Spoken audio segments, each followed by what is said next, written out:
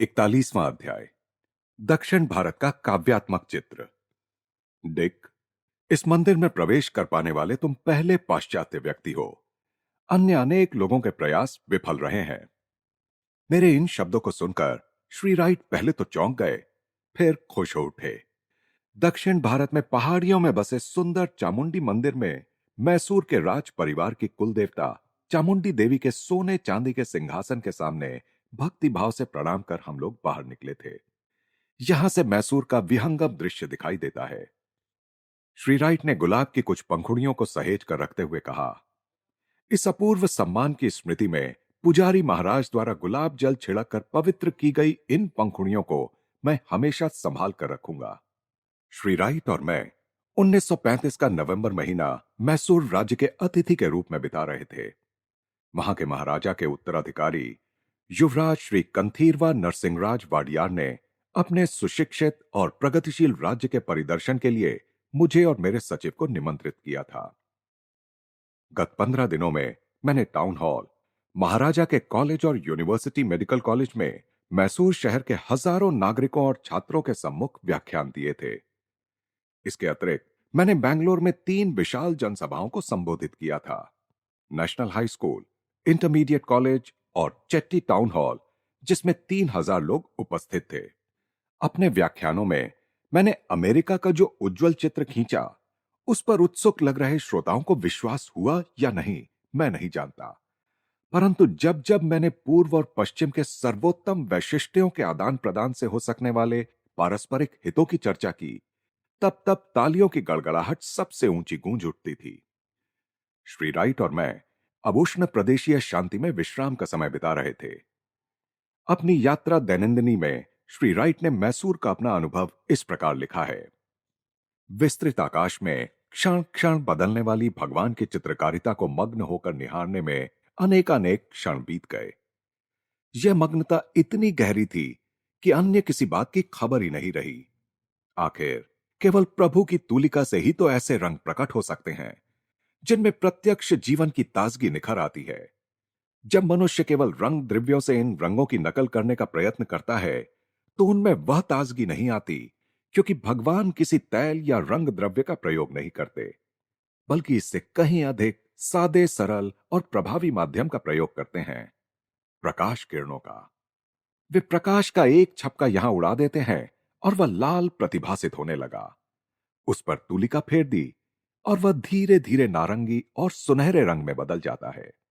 फिर अपनी तुलिका पर बैंगनी रंग लेकर वे उसे बादलों में चुभा देते हैं, तो वहां उस घाव से बहती रक्तिमा युक्त चक्री बन जाती है। इस प्रकार रात दिन वे अपना यह खेल चलाते ही रहते हैं। चिर परिवर्तनशील, चिर नवीन, सदा नई ताजगी, कभी पुनरावृत्ति नहीं, कभी वही आकृति नहीं, कभी वही रंग नहीं। दिन के रात में और रात के दिन में बदलते समय भारत में जो सौंदर्य प्रकट होता है, उसकी कहीं कोई तुलना नहीं। प्रायः आकाश ऐसा दिखता है मानो ईश्वर ने अपनी रंग पेटी में से सारे रंग निकालकर एक साथ जोर से आकाश में उछाल दिए हों। मैसूर शहर से 12 मील दूर स्थित विशाल कृष्णराज सागर बांध के सूर्यास्त दृश्य के अद्भुत सौंदर्य का वर्णन तो मुझे करना ही पड़ेगा।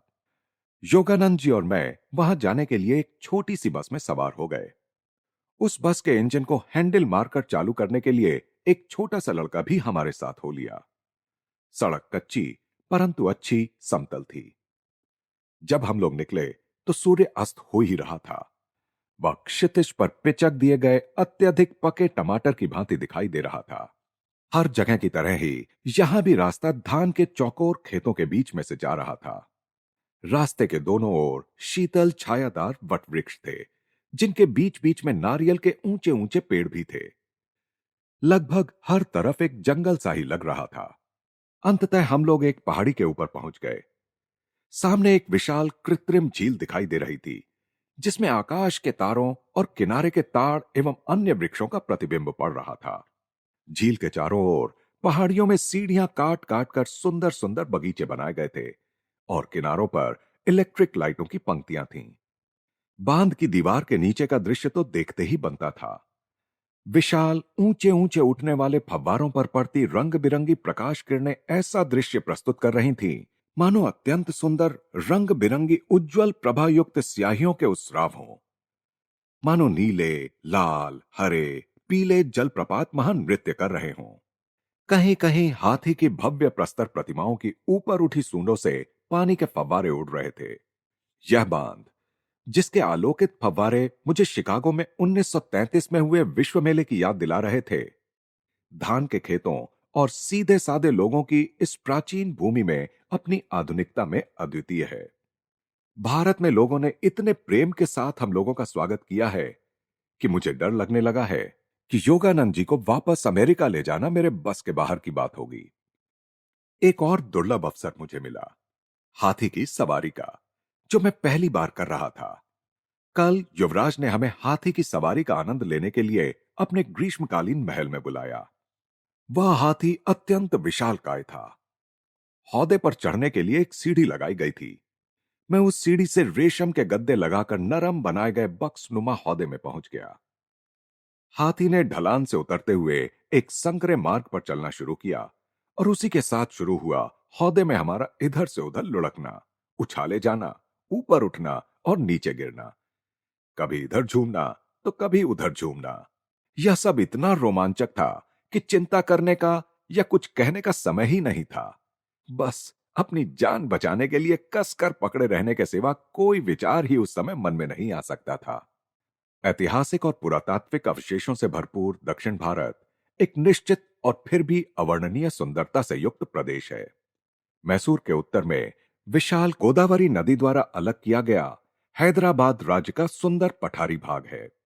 विस्तृत उपजाऊ जमीन, मनोरम नीलगिरी पर्वत, कुछ हिस्सों में चूने के पत्थर या ग्रेनाइट पत्थर की बंजर पहाड़ियों से युक्त यह प्रदेश अत्यंत मनोहारी है। हैदराबाद का इतिहास एक लंबी विविध रंगी कहानी है, जो आंध्र के 3000 वर्ष पूर्व के राजाओं से शुरू होती है और 1294 ईस्वी तक के हिंदू राजाओं तक आती है। इसके बाद यह प्रदेश मुस्लिम शासकों के अधीन चला गया। संपूर्ण भारतवर्ष में वास्तुकला, शिल्पकला और चित्रकला का सबसे सुंदर प्रदर्शन हैदराबाद राज्य में ही चट्टानों से तराश कर निकाली गई अजंता और एलोरा की गुफाओं में देखने को मिलता है। एलोरा का कैलाश मंदिर एक विशाल अखंड पत्थर के पहाड़ को काटकर बनाया गया है। इस मंदिर में देवताओं, मनुष्यों और पशुओं की मूर्तियां इतने विशाल आकारों में तराशी गई हैं कि पाश्चात्य जगत में माइकलैंजेलो की कलाकृतियों की ही इनके साथ तुलना हो सकती है। अजंता में 5 गुफा मंदिर और 25 गुफाएं हैं, जिनमें कभी सन्यासी वास करते थे। ये सभी गुफाएं चट्टानों को तराश कर बनाई गई हैं। इनमें विशाल आधार स्तंभ हैं, जिन पर अति सुंदर रंगीन चित्र और मूर्तियां बनाकर उनके चित्रकारों और मूर्तिकारों ने अपनी कला को अमर बना दिया है। हैदराबाद शहर में उस्मानिया यूनिवर्सिटी और विशाल मक्का मस्जिद है। इस मस्जिद में एक साथ 10,000 मुसलमान नमाज पढ़ सकते हैं। समुद्र तल से 3,000 फुट की ऊंचाई पर स्थित मैसूर राज्य घने उष्ण प्रदेशीय जंगलों से भरपूर है, जिनमें जंगली हाथी, जंगली भैंसे, रीछ, चीते और बाघ रहते हैं। इस राज्य के 2 प्रमुख शहर बेंगलोर और मैसूर स्वच्छ, आकर्षक तथा अनेक सुंदर उद्यानों एवं सार्वजनिक बगीचों से युक्त हैं। 11वीं शताब्दी से लेकर 15वीं शताब्दी तक हिंदू राजाओं की छत्र छाया में मैसूर में हिंदू स्थापत्य कला और शिल्प कला अपने चरम उत्कर्ष पर पहुंच गई थी। 11वीं शताब्दी के राजा विष्णुवर्धन के शासनकाल में निर्मित बेलूर का मंदिर नाजुक काम की बारीकी और मूर्ति कला की विपुलता की दृष्टि से सारे विश्व में बेजोड़ है। उत्तरी मैसूर में पाए गए शिलालेख ईसा पूर्व 3री शताब्दी के हैं। ये शिलालेख सम्राट अशोक के शासनकाल पर प्रकाश डालते हैं। सम्राट अशोक के विशाल साम्राज्य में भारत, बलूचिस्तान और अफगानिस्तान शामिल थे। विभिन्न बोलियों में उत्कीर्ण अशोक की ये उपदेश शिलाएं उनके काल में व्यापक सुशिक्षितता के प्रमाण हैं। 13वें शिलालेख में युद्ध की भर्त्सना की गई है। उसमें कहा गया है, धर्म की विजय के अतिरिक्त और कोई विजय सच्ची विजय नहीं है। 10वें शिलालेख में कहा गया है कि अपनी प्रजा की नैतिक उन्नति करने की व्यवस्था में ही राजा का गौरव है। 11वें शिलालेख में कहा गया है कि सच्चा दान किसी वस्तु के दान में नहीं, बल्कि कल्याण के दान में, अर्थात सत्य के प्रसार में निहित है। 6ठे शिलालेख में जनता के प्रिय सम्राट अपनी प्रजा को लोकहित से संबंधित किसी भी विषय पर चर्चा करने के लिए दिन या रात के किसी भी समय अपने पास आने के लिए आमंत्रित करते हैं।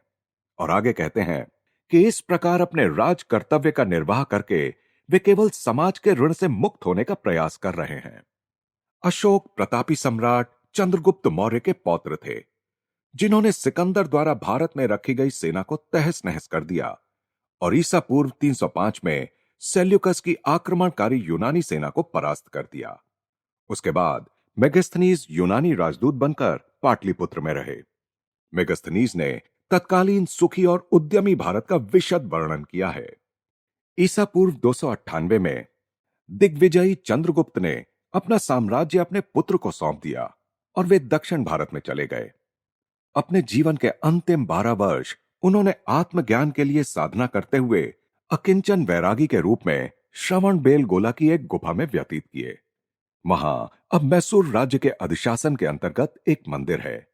इसी क्षेत्र में विश्व की सबसे बड़ी अखंड पत्थर से बनी मूर्ति है। गोमटेश्वर की इस मूर्ति को जैनों ने 983 ईस्वी में एक विशाल चट्टान को तराश कर बनाया था। भारत पर आक्रमण के समय सिकंदर के साथ या उसके बाद भारत में आए यूनानी इतिहासकारों ने छोटी छोटी घटनाओं का भी बड़ा रोचक वर्णन कर रखा है। प्राचीन भारत के इतिहास पर प्रकाश डालने के लिए डॉक्टर J.W. मैक्रिंडल ने एरियन, डायोडोरस, प्लूटार्क और भूगोल शास्त्री स्ट्राबो के वर्णनों का अंग्रेजी में अनुवाद किया। सिकंदर के असफल भारत आक्रमण में सबसे अच्छी बात यदि कोई थी तो वह थी हिंदू दर्शन में और योगियों एवं संतों में उसकी गहरी रुचि। योगियों और संतों से उसकी मुलाकात होती ही रहती थी और वह भी उनका संग पाने के लिए बड़ा उत्सुक रहता था। पश्चिम से आ रहे इस योद्धा ने उत्तरी भारत में तक्षशिला पहुंचने के शीघ्र बाद ही ओनेसिक्रिटोस यानी डायोजेनिस के हेलेनिक मत का एक अनुयायी को तक्षशिला के एक महान सन्यासी दंडामिस को बुला लाने के लिए भेजा। प्रणाम हे ब्राह्मण गुरु। ओनेसिक्रिटोस ने अरण्य में दंडामिस के आश्रम में उनके सामने जाकर कहा, शक्तिमान देवता जियस के पुत्र सिकंदर, जो मानव मात्र के अधिपति हैं, आपको बुलाते हैं। यदि आप इस बुलावे के अनुसार उनके पास आ गए तो वे आपको अमूल्य उपहार देंगे। यदि आपने इनकार किया तो वे आपका सिर उड़ा देंगे। योगी ने इस बाध्यकारी निमंत्रण को शांति से सुन लिया और जिस पर्ण शैया पर वे लेटे थे वहां से उन्होंने सिर उठाकर देखा तक नहीं। फिर शांत स्वर में उन्होंने कहना शुरू किया, यदि सिकंदर जियस का पुत्र है तो मैं भी जियस का ही पुत्र हूं। सिकंदर के पास जो कुछ है उसमें से मुझे कुछ नहीं चाहिए, क्योंकि मेरे पास जो कुछ है उसमें मैं संतुष्ट हूं और मैं यह भी देख रहा हूं कि वह अपनी सेना लेकर सागर और भूमि पर निरर्थक भटक रहा है और उसके इस भटकने का कोई अंत नहीं दिख रहा है। जाकर सिकंदर से कह दो कि राज राजेश्वर परमेश्वर कभी धृष्ट अन्याय का जनक नहीं बनता, बल्कि वह तो प्रकाश, शांति, जीवन, जल, मानव देह और आत्माओं का सृष्टा है। जब मृत्यु मनुष्य को शरीर से मुक्त कर देती है और मनुष्य किसी रोग व्याधि से ग्रस्त नहीं रह जाता, तब परमात्मा हर मनुष्य को फिर अपने पास ले लेता है।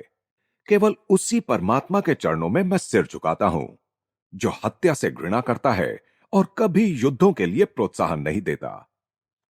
उसी शांत स्वर में धिक्कारते हुए दंडामिस कहते गए, सिकंदर कोई देवता नहीं है, क्योंकि उसे मृत्यु का ग्रास बनना ही पड़ेगा। उसके जैसा कोई जो अपने आंतरिक ब्रह्मांड साम्राज्य के सिंहासन पर अभी बैठा ही नहीं है, इस जगत का अधिपति कैसे बन सकता है? न ही उसने अभी सशरीर यमलोक में प्रवेश किया है और न उसे इस पृथ्वी के विशाल प्रदेशों के ऊपर से जाने वाले सूर्य पथ का ही ज्ञान है। अधिकांश देशों में उसका नाम भी लोगों ने नहीं सुना है। इस भत्सना के बाद जो निश्चय ही पृथ्वीपति के कानों में कभी पड़ी सबसे कड़ी फटकार रही होगी, दंडामिस ने व्यंग बाण चलाया। यदि सिकंदर की इच्छा वासनाओं की पूर्ति के लिए उसका वर्तमान साम्राज्य पूरा न पड़ रहा हो तो उसे गंगा पार जाने के लिए कहो। वहां उसे ऐसा प्रदेश मिलेगा जो उसकी सारी सेना का भरण पोषण कर सकता है। सिकंदर के उपहार मेरे किसी काम के नहीं, दंडामिस बोलते जा रहे थे। जिन्हें मैं बहुमूल्य मानता हूं और जो मेरे काम के हैं, वे हैं वृक्ष जो मुझे आश्रय देते हैं, लहलहाते पेड़ पौधे जो मुझे प्रतिदिन मेरा आहार देते हैं, और पानी जो मेरी प्यास बुझाता है। चिंता कर कर के जमा की हुई संपत्ति उस जमा करने वाले के विनाश का कारण बनती है, जिससे उसे केवल दुख और शोक प्राप्त होता है। सभी अप्रबुद्ध मनुष्य इसी दुख और शोक से ग्रस्त होते हैं। मुझे देखो, जंगल के पत्तों पर लेटता हूं और सुरक्षित रखने योग्य कोई वस्तु पास न होने के कारण निश्चिंत होकर गहरी नींद सोता हूं। जबकि अगर कोई ऐसी वस्तु मेरे पास होती जो संसार की दृष्टि में मूल्यवान हो, तो उसका बोझ मेरी नींद उड़ा देता। जिस प्रकार माता अपने बच्चे को दूध पिलाती है, उसी प्रकार यह धरती माता मेरी हर आवश्यकता की पूर्ति करती है। किसी चीज की कोई चिंता करने की आवश्यकता ही ना होने के कारण मैं जब जहां चाहे चला जाता हूं। सिकंदर यदि मेरा सिर काट भी दे, तो भी वह मेरी आत्मा को नष्ट नहीं कर सकता। तब मेरा मूक मस्तक और फटे वस्त्र के समान मेरा यह शरीर इस धरती पर पड़ा रहेगा, जिसके तत्वों से यह बना था, और मैं आत्मा बनकर परमात्मा के पास चला जाऊंगा। उस परमात्मा ने ही हम सबको रक्त मांस के शरीर में बंद कर यह देखने के लिए इस धरती पर भेजा था कि हम यहां नीचे आकर उसकी आज्ञाओं का पालन करते हैं या नहीं। और जब हम यहां से प्रस्थान कर उसके पास जाएंगे, तब वह हमारे जीवन का हिसाब हमसे लेगा। सारे अन्यायों का हिसाब वही करता है। पीड़ितों की आहें ही अत्याचारियों का दंड विधान बना देती हैं। सिकंदर अपनी धमकियों से उन्हें डराए जिन्हें धन की इच्छा हो और जो मृत्यु से डरते हों। ब्राह्मणों के आगे उसके अस्त्र शस्त्र निरर्थक हैं, क्योंकि हमें न ही स्वर्ण का मोह है और न मृत्यु का भय। इसलिए जाओ और सिकंदर से कह दो, दंडामिस को तुम्हारी किसी चीज की आवश्यकता नहीं है, इसलिए वह तुम्हारे पास नहीं आएगा। और तुम्हें यदि दंडामिस से कुछ चाहिए, तो तुम स्वयं दंडामिस के पास जाओ। ओनेसिक्रिटोस ने दंडामिस के शब्दों में ही उसका संदेश सिकंदर को सुनाया। सिकंदर अत्यंत ध्यानपूर्वक सुनता रहा। उसके मन में दंडामिस का दर्शन करने की इच्छा पहले से भी अधिक प्रबल हो गई, क्योंकि वे भले ही वृद्ध थे और नग्न रहते थे, परंतु वे एकमात्र ऐसे विरोधी थे जो कई राष्ट्रों के उस विजेता पर भी भारी पड़ रहे थे। सिकंदर ने अनेक ऐसे तपस्वी ब्राह्मणों को तक्षशिला में आमंत्रित किया, जो दार्शनिक प्रश्नों के सार गर्भित उत्तर देने के लिए विख्यात थे। प्लूटार्क ने उस वाक्य युद्ध का विवरण दिया है। सभी प्रश्न सिकंदर ने स्वयं ही किए थे। किनकी संख्या अधिक है, जीवित लोगों की या मृत लोगों की? जीवित लोगों की, क्योंकि मृत लोगों का अस्तित्व ही नहीं है। अधिक बड़े प्राणी कहां होते हैं, समुद्र में या भूमि पर? भूमि पर, क्योंकि समुद्र भूमि का ही केवल एक हिस्सा है। पशुओं में सबसे चालाक कौन है? वह जिसे मनुष्य ठीक से जानता नहीं है, क्योंकि मनुष्य अज्ञात से डरता है। पहले क्या था, दिन या रात? दिन एक दिन पहले बना था। इस उत्तर को सुनकर सिकंदर के चेहरे पर आश्चर्य प्रकट हुआ। तब ब्राह्मण ने कहा, असंभव प्रश्नों के उत्तर भी असंभव ही होते हैं। मनुष्य सभी का प्रिय कैसे बन सकता है? मनुष्य सभी का प्रिय तभी बनेगा जब अत्यंत शक्ति संपन्न होते हुए भी वह दूसरों के मन में अपने लिए भय पैदा ना करे। किस उपाय से मनुष्य देवता बन सकता है? मनुष्य के लिए जो काम असंभव है, उसे कर दिखाकर। जीवन और मृत्यु में अधिक बलवान कौन है? जीवन, क्योंकि वह इतने अधिक पापों को भी सहन कर सकता है। सिकंदर भारत से एक सच्चे योगी को अपना गुरु बनाकर ले जाने में सफल हो गया। उस योगी का नाम कल्याण था, जिनका दूसरा नाम स्वामी स्पाइंस भी था, और जिन्हें यूनानी लोग कालानोस कहने लगे। वे सिकंदर के साथ फारस तक गए। वहां सुसा नामक गांव के पास एक निर्दिष्ट दिन संपूर्ण यूनानी सेना की आंखों के सामने जलती चिता में प्रवेश कर उन्होंने अपना जरा जर्जर शरीर त्याग दिया। इतिहासकारों ने लिखा है कि यूनानी सैनिकों के आश्चर्य का ठिकाना न रहा जब उन्होंने देखा कि उस योगी को न शारीरिक यातना का कोई भय था, न मृत्यु का। अग्नि ज्वालाओं के बीच जलते हुए वे एक क्षण के लिए भी कभी अपने स्थान से हिले नहीं। चिता में प्रवेश करने से पहले कालानोस ने अपने अनेक संगी साथियों को गले लगाया, परंतु सिकंदर से विदा नहीं ली। उसे केवल इतना ही कहा, मैं तुमसे बाद में बेबीलोन में मिलूंगा। सिकंदर फारस से आगे बढ़ा और 1 वर्ष बाद बेबीलोन में मर गया। हिंदू गुरु ने सिकंदर से जो कहा था, वह उनका यह कहने का तरीका था कि वे जीवन और मृत्यु में सिकंदर के साथ रहेंगे। यूनानी इतिहासकारों ने भारतीय समाज के अनेक स्पष्ट और प्रेरणाप्रद शब्द चित्रों की छाप छोड़ी है। एरियन लिखते हैं कि हिंदू न्याय लोगों की रक्षा करता है और उसने यह विधान बना रखा है कि कोई भी मनुष्य किसी भी परिस्थिति में दास नहीं बनेगा, बल्कि स्वयं स्वतंत्रता का उपभोग करते हुए यह ध्यान रखेगा कि सभी मनुष्यों को समान रूप से स्वतंत्रता का अधिकार है। एक दूसरी पुस्तक में लिखा है, भारतीय लोग ब्याज पर पैसा नहीं देते, उनमें ऋण का लेन देन नहीं होता। अन्याय करना या अन्याय सहना भारत की प्रथा के विरुद्ध है, इसलिए वे लेन देन की किसी प्रकार की कोई लिखा पढ़ी नहीं करते, न ही कुछ गिरवी रखते रखवाते हैं। यह भी लिखा है कि रोग निवारण के लिए सरल प्राकृतिक उपायों का अवलंबन किया जाता है। किसी रोग से मुक्ति के लिए औषधियों का प्रयोग करने की अपेक्षा पथ्य परहेज का सहारा लिया जाता है। मलहमों और प्रलेपों का प्रयोग सर्वाधिक प्रचलित है। अन्य सभी औषधोपचारों को घातक माना जाता है। युद्ध करना केवल क्षत्रियों का काम था। शत्रु सेना भी खेतों में काम करते किसी कृषक को कोई हानि नहीं पहुंचाती, क्योंकि इस वर्ग के लोगों को लोकोपकारी माना जाता है, इसलिए उन पर आक्रमण करना वर्जित है। भूमि इस प्रकार विध्वंस से सुरक्षित रहने के कारण विपुल अनाज पैदा करती है और वहां निवास करने वाले लोगों का जीवन सुखी बनाने के लिए आवश्यक तत्वों की पूर्ति करती है। मैसूर राज्य में सर्वत्र पाए जाने वाले धार्मिक स्थल दक्षिण भारत के अनेकानेक महान संतों की याद दिलाते रहते हैं। इनमें से ही एक महान संत थायु मानवर ने एक चुनौतीपूर्ण कविता लिखी है। तुम मदमस्त गज को नियंत्रण में ला सकते हो, तुम रीछ और व्याघ्र का मुंह बंद कर सकते हो, सिंह की सवारी कर सकते हो और नाग के साथ खेल सकते हो, तुम किसी भी धातु को स्वर्ण में बदलकर जीविका कमा सकते हो, तुम अदृश्य होकर पूरी सृष्टि का भ्रमण कर सकते हो, देवताओं को अपने दास बना सकते हो, सदा के लिए युवा रह सकते हो, तुम पानी पर चल सकते हो और अग्नि में वास कर सकते हो, परंतु मन का नियंत्रण इन सबसे श्रेष्ठ और अधिक कठिन है। भारत के दक्षिणी छोर पर अत्यंत उपजाऊ भूमि का सुंदर राज्य है त्रावणकोर। यहां नदियों और नहरों से ही मुख्य रूप से यातायात होता है। अतीत में युद्धों और छोटे छोटे राज्यों का त्रावणकोर राज्य में विलय कर लेने के पापों का प्रतिवर्ष प्रायश्चित करने की वंश परंपरा यहां के राज परिवार में है। प्रत्येक वर्ष 56 दिन तक महाराजा दिन में 3 बार मंदिर जाकर वेद मंत्रों और स्तोत्रों का श्रवण करते हैं। इस प्रायश्चित अनुष्ठान की समाप्ति लक्ष दीपम उत्सव या मंदिर में 1 लाख दीप जलाकर होती है। भारत के दक्षिण पूर्व तट पर मद्रास प्रेसिडेंसी में समुद्र से घिरे सपाट विस्तीर्ण भूप्रदेश पर बना शहर है मद्रास। इसी राज्य में दूसरा एक शहर है स्वर्ण नगरी कांजीवरम, जो पल्लव राजाओं की राजधानी थी। ये राजा ईसवी सन की प्रारंभिक शताब्दियों में यहां राज्य करते थे। वर्तमान मद्रास प्रेसिडेंसी में महात्मा गांधी के अहिंसा सिद्धांत का काफी प्रचार हुआ है। जहां तहां सफेद गांधी टोपी दिखाई देती है।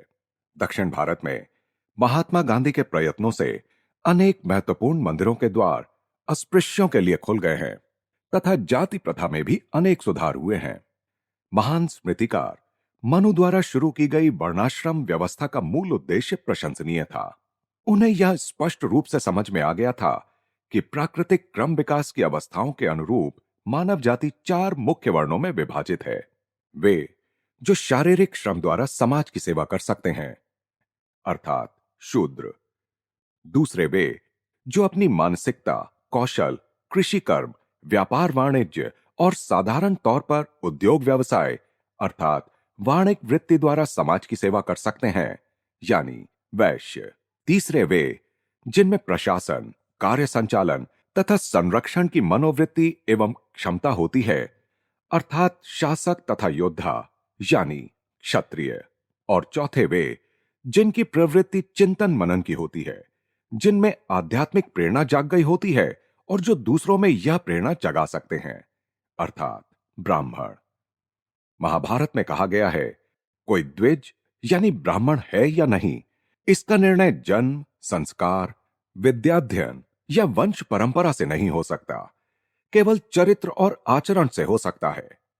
मनु ने समाज को ज्ञान, सद्गुण, आयु, रिश्तेदारी और अंत में संपत्ति के आधार पर लोगों को सम्मान देने का निर्देश दिया है। वैदिक काल के भारत में धन के संचय को और ऐसे धन को जो लोकोपकार के लिए उपलब्ध ना होता हो, घृणा की दृष्टि से देखा जाता था। अत्यंत धनवान लोगों को भी यदि वे कृपण हों तो समाज में हीन स्थान मिलता था।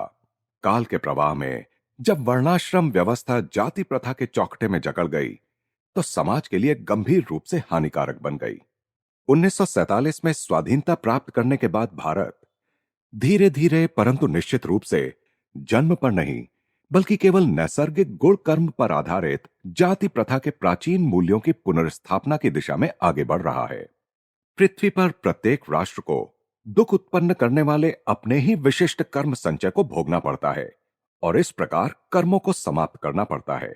अपनी बहुमुखी प्रतिभा और अदम्य आत्मशक्ति से भारत जाति व्यवस्था में सुधार लाने में सफल हो रहा है। दक्षिण भारत इतना लुभावना है कि श्री राइट और मैं वहां अपने प्रवास को और बढ़ाना चाहते थे, परंतु निष्ठुर समय हमें इसकी अनुमति नहीं दे रहा था। कोलकाता विश्वविद्यालय में इंडियन फिलोसॉफिकल कांग्रेस के समापन सत्र में व्याख्यान देने का मेरा दिन निकट आ रहा था। मैसूर में अपने प्रवास के अंत में इंडियन एकेडमी ऑफ साइंसेस के अध्यक्ष सर सीवी रमन से मैंने भेंट की और उनके साथ वार्तालाप में मुझे बड़ा आनंद आया। इस प्रतिभाशाली भौतिक विज्ञानी को 1930 में प्रकाश प्रसरण में उनके द्वारा किए गए आविष्कार के लिए नोबेल पुरस्कार से सम्मानित किया गया था। उनका आविष्कार रमन इफेक्ट के नाम से प्रसिद्ध है। मद्रास के शिष्यों और मित्रों से अनिच्छा पूर्वक विदा लेकर श्री राइट और मैं अपनी यात्रा पर निकल पड़े। रास्ते में हम लोग सदाशिव ब्राह्मण की पुण्य स्मृति में बने एक छोटे से मंदिर के दर्शनार्थ रुके। 18वीं शताब्दी के इस संत की जीवन गाथा अनेक चमत्कारों से परिपूर्ण है। इन्हीं सदाशिव का एक बड़ा मंदिर नेरूर में है, जिसे पुड्डुकोट्टई के राजा ने बनवाया था। यह एक तीर्थ क्षेत्र बन गया है, जहां दैवी चमत्कार से अनेक लोग रोग मुक्त हुए हैं। 1750 में पुड्डुकोट्टई के राजा के लिए सदाशिव ने धार्मिक आचरण के कुछ नियम लिखे थे, जिसे उस राजा के बाद राजगद्दी पर बैठने वाले वहां के सभी राजाओं ने एक पवित्र धरोहर के रूप में संभाल कर रखा है और सदैव उनका पालन करने का प्रयास किया है। सदाशिव पूर्ण ज्ञानी संत थे तथा सभी को प्रिय थे। उनके बारे में दक्षिण भारतीय ग्रामों में अभी भी विलक्षण कहानियां प्रचलित हैं। एक दिन वे कावेरी तट पर समाधि में लीन बैठे थे कि अचानक बाढ़ आई और लोगों ने उन्हें बाढ़ में बह जाते हुए देखा। इसके कई सप्ताह बाद वे कोयम्बटूर जिले में कोडुमुडी गांव के निकट मिट्टी के नीचे दबे हुए पाए गए। मिट्टी हटाने वाले ग्रामीणों के फावड़े जब उन्हें लगे तो वे उठ खड़े हुए और तेजी से वहां से चल दिए। एक वयोवृद्ध वेदांती पंडित को आध्यात्मिक तर्क युद्ध में परास्त करने पर गुरु से फटकार मिलने के कारण सदाशिव मुनि यानी मौनी बन गए। उनके गुरु ने कहा था, तुम्हारे जैसा युवक जीभ पर संयम रखना कब सीखेगा? आपके आशीर्वाद से अभी इसी क्षण से। सदाशिव के गुरु स्वामी श्री परम शिवेंद्र सरस्वती थे, जिन्होंने दहर विद्या प्रकाशिका लिखी है तथा उत्तर गीता पर भी एक अत्यंत गहन टीका लिखी है। कुछ संसारी लोग भगवत प्रेम में मस्त होकर प्रायः सड़कों पर लाज शर्म छोड़कर नाचते सदाशिव को देखकर आहत हुए। उन्होंने विद्वान गुरु के पास जाकर शिकायत की, महाराज, सदाशिव पागल से अधिक कुछ नहीं है। परंतु परम शिवेंद्र महाराज ने आनंद के साथ मुस्कुराकर कहा, आहा, काश यदि सभी इस प्रकार के पागल बन सकते। सदाशिव के जीवन में भगवान के हस्तक्षेप की अनेक विलक्षण और सुंदर घटनाएं घटित हुईं। इस संसार में बहुत सा न्याय प्रतीत होता है, परंतु भगवत भक्त ईश्वर के तत्क्षण न्याय के असंख्य प्रसंगों के साक्ष्य दे सकते हैं। समाधि अवस्था में मग्न सदाशिव एक रात एक धनी गृहस्थ के अनाज गोदाम के पास आकर रुक गए। पहले से चोरों की तलाश कर रहे 3 नौकरों ने उन्हें देख लिया और उन पर वार करने के लिए अपनी लाठियां उठाईं, और आश्चर्य, उनके हाथ ऊपर ही उठे रह गए। भोर में सदाशिव के वहां से जाने तक वे तीनों मूर्तियों के समान वैसे ही हाथ ऊपर उठाए खड़े रहे।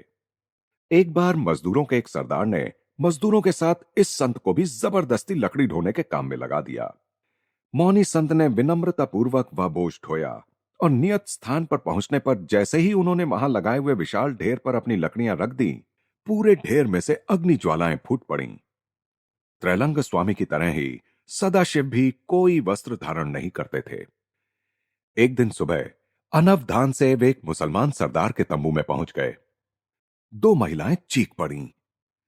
सरदार ने अपनी तलवार से सदाशिव पर वार कर दिया। सदाशिव का हाथ कटकर जमीन पर गिर गया। यह सब उनके ध्यान में भी नहीं आया और वे निर्विकार भाव से वहां से चल दिए। आश्चर्य मिश्रित भय और पश्चाताप से दग्ध हुए मुसलमान सरदार ने जमीन पर पड़ा हाथ उठाया और सदाशिव के पीछे चल पड़ा। सदाशिव ने वह हाथ लेकर उसे रक्तस्राव होते ठूंठ में घुसा दिया। मुसलमान सरदार ने विनम्र होकर जब आध्यात्मिक उपदेश की याचना की, तो सदाशिव ने अपनी उंगली से रेत पर लिखा, जो करने की इच्छा हो वह मत करो, तब तुम जो चाहोगे वह कर सकोगे। इस संत के प्रभाव से मुसलमान मन की शुद्ध अवस्था में पहुंच गया था, इसलिए इस परस्पर विरोधी प्रतीत होते उपदेश के सही अर्थ को उसने समझ लिया कि अहंकार पर विजय के द्वारा ही आत्मा की मुक्ति होगी। इस छोटे से उपदेश का आध्यात्मिक आघात इतना शक्तिशाली था कि वह योद्धा सदाशिव का उन्नत शिष्य बन गया। अपने पुराने रास्तों पर वह फिर कभी नहीं लौटा।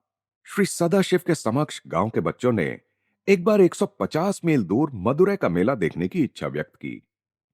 योगी ने बच्चों को इशारा किया कि वे उनके शरीर का स्पर्श करें। बच्चों के स्पर्श करते ही तत्क्षण सब के सब मदुरै पहुंच गए। वहां हजारों तीर्थयात्रियों के बीच बच्चे खुशी से घूमते रहे। कुछ घंटों बाद योगीवर परिवहन के अपने उसी सरल ढंग से बच्चों को वापस गांव में ले आए। बच्चों के माता पिता चकित होकर उनके मुंह से मदुरै की शोभा यात्रा का असंदिग्ध वर्णन सुन रहे थे और बच्चों के हाथों में मदुरै की मिठाइयों के पैकेट भी देख रहे थे। एक लड़के को इस कहानी पर विश्वास नहीं हुआ। उसने बच्चों की बातों का और सदाशिव का उपहास किया। अगली बार जब श्रीरंगम में मेला लगा, तो वह लड़का सदाशिव के पास गया। परिहास करने के स्वर में वह बोला, महाराज, उन बच्चों को आप जैसे मदुरै ले गए थे, वैसे मुझे भी श्रीरंगम क्यों नहीं ले जाते? सदाशिव ने उसकी यह इच्छा पूरी कर दी और लड़का दूसरे ही क्षण उस सुदूर शहर की भीड़ में पहुंच गया। पर जब वह वापस लौटना चाहता था, तो अफसोस, संत महाराज कहां थे?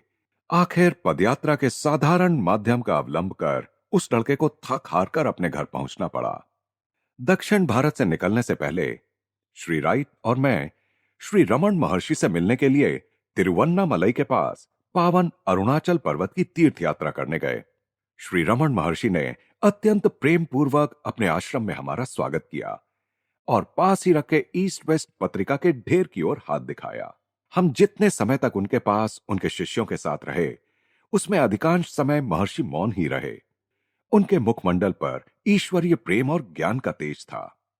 दुखी मानव को अपनी पूर्णता की विस्तृत अवस्था को पुनः प्राप्त करने के लिए श्री रमण का यह उपदेश है कि उसे निरंतर अपने आप से यह प्रश्न करना चाहिए, मैं कौन हूं?